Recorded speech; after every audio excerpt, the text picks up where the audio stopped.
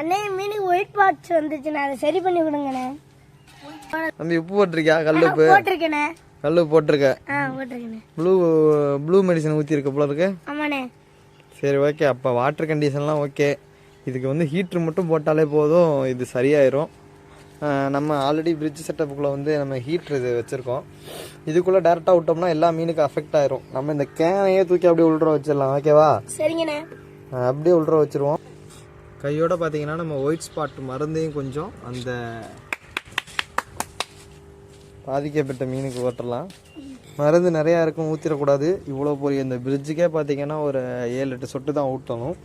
இப்போ இது ஒரு சின்ன பாட்டில், அதனால் இதுக்கு வந்து ஒரே ஒரு சொட்டு மட்டும் ஊற்றிக்கலாம்.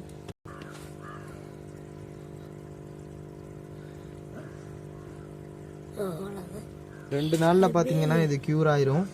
அதுக்கப்புறம் நம்ம எடுத்து நம்ம பசங்கிட்ட கொடுத்து அனுப்பிச்சி விட்றலாம். இந்தாப்பா மருந்து மூடி வை.